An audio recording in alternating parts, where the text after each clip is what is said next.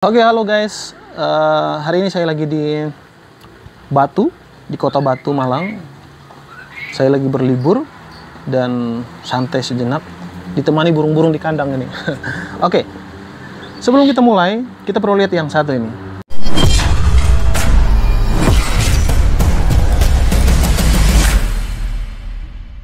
Oke, halo guys, selamat pagi. Saya hari ini lagi di Batu, Malang. Saya lagi di puncak di kota Batu, Malang, lagi berlibur sambil mengisi waktu libur dan menyambut tahun baru ya. Jadi ada sedikit bunyi-bunyi burung-burung, itu ada kandang ya. Nah, tapi di bagian kali ini saya mau kasih beberapa pesan-pesan penting buat teman-teman sebelum mengakhiri tahun 2023 ini. Saya ingin kasih kalian pesan-pesan penting supaya kalian tahu apa yang harus kalian lakukan di tahun yang baru nanti, di 2024. Yang pertama, hal pertama yang perlu kita lakukan atau saya sendiri lakukan adalah refleksi diri. Refleksi diri itu maksudnya adalah bahwa kita luangkan waktu untuk merenung bagaimana perjalanan kita selama tahun 2023, keberhasilannya, kegagalannya bersama pasangan kita, buat yang sudah berkeluarga atau pacaran atau mungkin bersama tim keluarga. Kita coba renungkan bagaimana perjalanan kita selama tahun 2023 itu, tantangannya seperti apa. Coba merenung, berterima kasihlah kepada setiap tantangan yang sudah pernah kalian lewati. Berterima kasih kepada pasangan kalian, berterima kasihlah kepada orang-orang terdekat kalian atas kontribusi mereka di dalam perjalanan selama 2023. Berterima kasihlah dengan situasi yang pernah kalian lalui, karena dari situ kalian belajar banyak hal tentang hidup. Kegagalan, keberhasilan itu adalah proses pembelajaran yang perlu kita renungi. Refleksi itu akan membuat kita bisa menghargai apa yang sudah pernah kita lakukan, apa yang sudah pernah terjadi, karena itu adalah proses pembelajaran. Lalu yang kedua yang ingin saya mau sarankan kepada kalian adalah buat tujuan baru. Apa tujuan kita di tahun 2024 ini? Jangan melangkah di tahun baru itu tanpa tujuan-tujuan yang pasti ya. Jadi tujuan-tujuan itu yang ingin dicapai direncanakan. Belajarlah dari kegagalan di tahun 2023 ini dan jadikan di tahun 2024 itu sebagai suatu langkah yang baru dengan tujuan yang baru. Buat pencapaian catatan-catatan baru, pastikan tujuan tersebut spesifik, struktur, dan tepat sasaran supaya kita tahu dan tetap produktif apa yang harus kita lakukan di tahun 2024. Nah, itu yang kedua. Lalu yang ketiga yang perlu kalian lakukan adalah berterima kasih kepada orang-orang sekitar. Tadi hampir sama dengan refleksi ya, mengingat berterima kasih kepada diri sendiri, bilang sama diri sendiri bahwa terima kasih kamu sudah kuat melewati hari-hari kemarin dengan baik. Lalu berterima kasih kepada orang-orang partner kerjamu di kantor kamu, di lingkungan. Berterima kasih kepada pasangan, tadi saya sudah bilang pertama, itu penting ya, berterima kasih. Yang paling utama terima kasih sama yang di atas, pemilik kehidupan.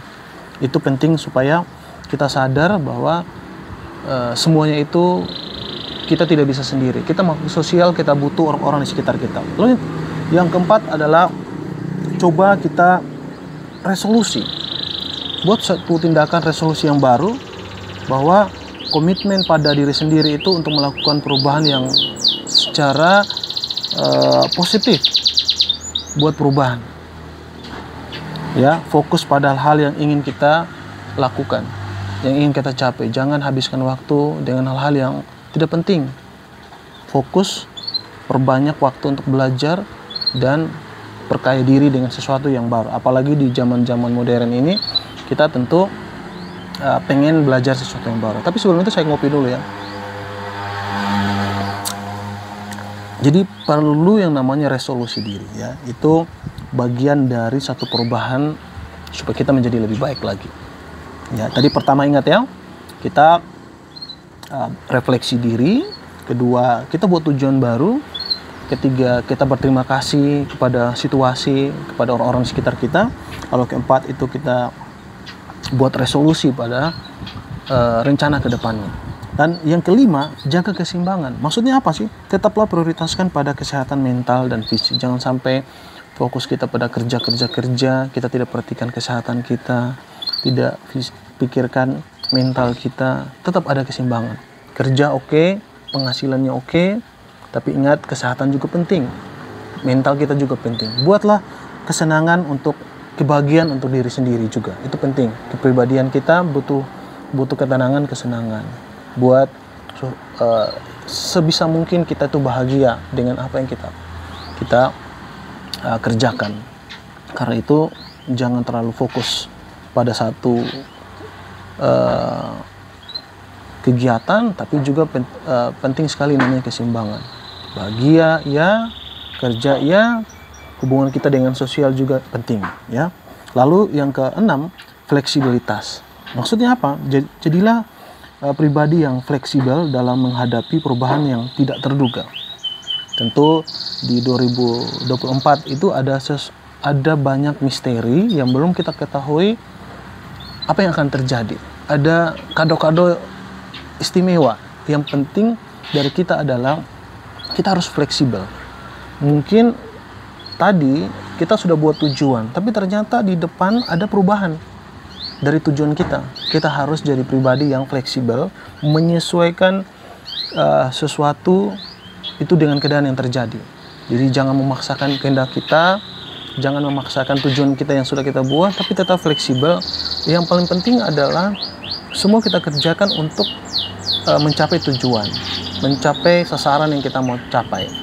Dan tetap harus mempersiapkan mental untuk mengalami perubahan di tahun 2024. Karena ada kejutan-kejutan yang tentu teman-teman juga belum tahu, apalagi saya. Semua masih misteri, kita nggak tahu.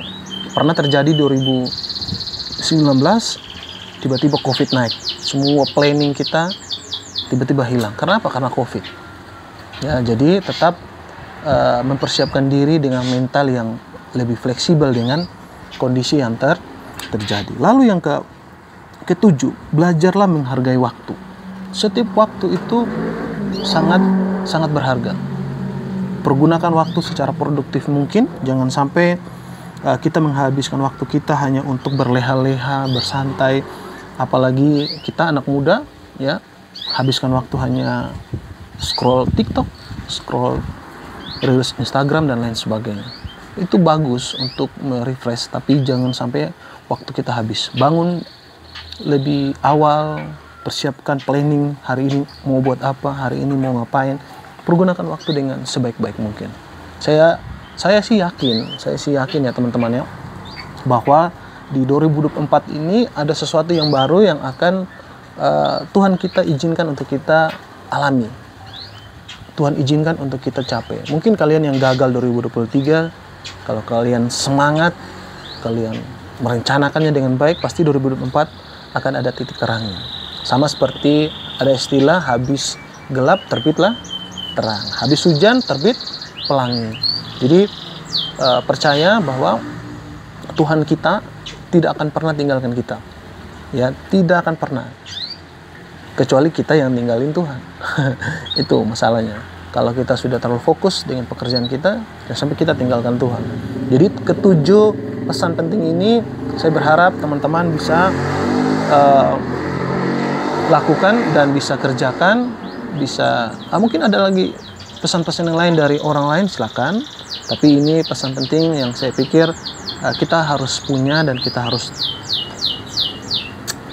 lakukan supaya kita jadi pribadi yang tangguh, yang kuat, yang berkualitas di tempat kita bekerja, tempat kita melayani. Dan yang paling penting adalah itu tadi yang saya bilang terakhir, pergunakan waktu yang ada dengan baik. Buat diri bahagia seperti yang saya lakukan sekarang, ya kan? Saya lagi di atas agak silo ya. Oke. Ya. Kita butuh healing ya guys. Kita harus butuh healing karena itu akan membuat kita lebih santai. Itu pesan saya di akhir tahun 2023. Semoga teman-teman di tahun 2024 lebih baik lagi, semuanya sehat, semuanya diberkati Tuhan, pekerjaannya diberkati Tuhan, keluarganya diberkati Tuhan, pasangannya diberkati Tuhan. Yang belum punya pasangan, minta sama Tuhan supaya Tuhan kasih pasangan. Terus apalagi yang belum punya anak, minta sama Tuhan. Pasti Tuhan kasih kalau Tuhan berkehendak. Oke? Apapun yang terjadi, belajarlah untuk mensyukuri itu semua dan serahkan semuanya kepada Tuhan. Itu aja pesan dari saya. Terima kasih buat kalian yang sudah ikuti channel saya sampai detik ini. Terus dukung saya dengan cara teruskan pesan-pesan ini ke kenalan kalian dengan cara share, ya. Jangan lupa juga untuk simpan jejak kalian. Kalau kalian merasa pesan ini sangat memberkati kalian, berikan komennya di bawah, dan saya percaya kita semua diberkati Tuhan. Oke, terima kasih. Tuhan Yesus memberkati.